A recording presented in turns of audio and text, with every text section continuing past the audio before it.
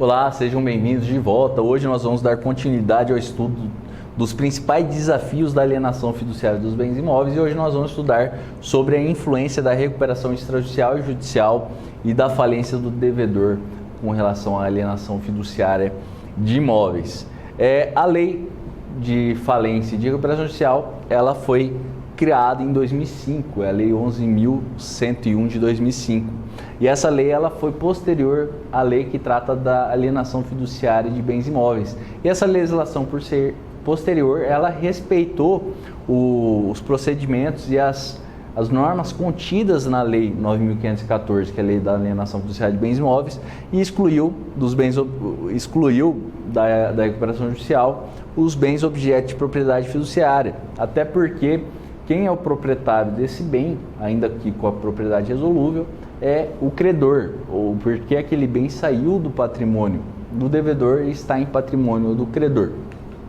Então, em regra, essas dívidas que são garantidas por uma alienação fiduciária, elas ficam de fora da recuperação judicial e da falência, mantendo ali as condições contratuais que foram originalmente contratadas, inclusive com a manutenção dos juros que foram estipulados.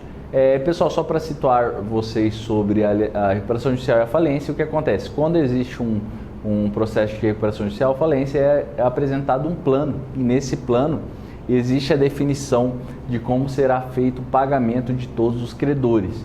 Ou seja, ali há uma discussão, há uma negociação entre a massa falida, ou no caso da recuperação judicial, dos administradores judiciais com os credores, e ali é definido um plano de pagamento desses credores. E muitas vezes nesse plano existe um abatimento da dívida, uma diminuição dos valores das taxas de juros, entre outras coisas. Às vezes há o alargamento da dívida também. Só que nesses casos, como a lei ela fala que a alienação fiduciária, os bens garantidos através de uma alienação fiduciária e os créditos que são garantidos, eles estão fora eles não sofrem os efeitos da recuperação judicial, então, em regra, esses créditos eles vão prevalecer, eles não vão ser afetados pela recuperação judicial e nem pela falência e vão continuar sendo regidos pelas condições contratuais que foram contratadas e também com a manutenção dos juros e dos prazos de pagamento.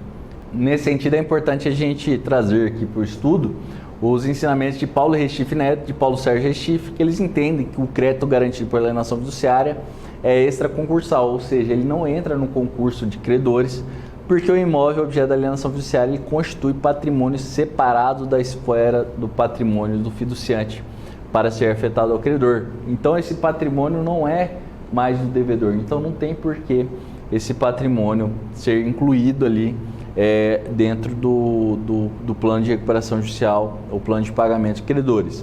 Além disso, esses autores entendem que essa regra vai valer independentemente de quem for titular do bem dado em garantia.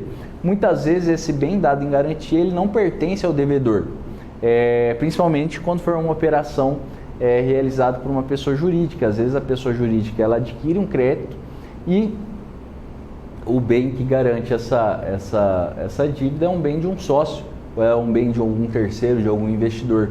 Então, nesses casos, esses dois doutrinadores entendem que também se aplica a regra. Já o Tribunal de Justiça de São Paulo, ele emitiu um enunciado 6, que foi emitido pelo Grupo de Câmaras Reservadas de Direito Empresarial do Tribunal de Justiça, entendendo que seria inaplicável o disposto do artigo 49, parágrafo 3º da Lei 11.101/05 ao crédito com garantia prestada por terceiro, que se submete ao regime recuperacional sem prejuízo do exercício pelo credor de seu direito contra o terceiro garantidor. Ou seja, com esse entendimento, o Tribunal de Justiça ele entende que esse crédito garantido por bem terceiro ele passa a ser um crédito quirografário, então que não possui uma garantia real. Então esse crédito ele também é suspenso ali pela ação de recuperação judicial, pela ação de falência. Quando existe o protocolo da ação de recuperação judicial, ela é aceita, existe a suspensão por 180 dias de todas as dívidas do devedor. Então, nesse caso, como é afastada essa regra que excluiria o crédito garantido por uma alienação fiduciária do regime da recuperação judicial, esse crédito ele é considerado um crédito quirografário sem garantia real e, nesse caso, essa dívida também será suspensa. Só que aqui existe a possibilidade do credor ele executar a dívida em desfavor de quem garantiu. Às vezes aqui vira uma confusão, porque ao mesmo tempo que a recuperação judicial suspende a cobrança dessas dívidas, como que o credor vai realizar a consolidação dessa propriedade e vai realizar o leilão. Então existe um problema relacionado a esse tipo de caso. Além disso, existe um entendimento doutrinário jurisprudencial no sentido de que em situações excepcionais, esses créditos de alienação fiduciária podem ser incluídos na alienação judicial, quando esse bem ele for essencial à atividade da empresa. Isso porque é o seguinte, no processo de recuperação judicial, a finalidade do processo de recuperação judicial é a recuperação da empresa, ou seja, para que aquela empresa se recupere a fim de manter empregos, a fim de não prejudicar o mercado, porque a saída de uma empresa, a falência de uma empresa gera uma série de prejuízos, uma série de externalidades negativas.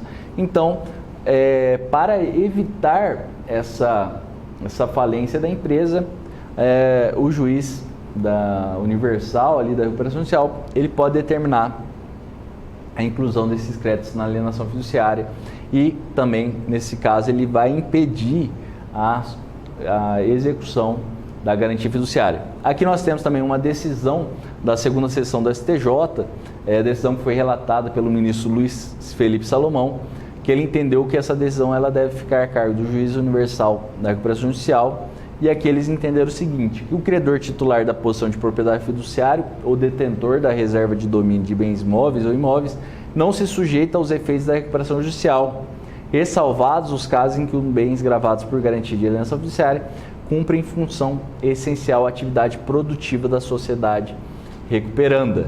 Então, o que acontece? O STJ entende que a alienação fiduciária, a execução dessa garantia, não pode comprometer a recuperação da empresa.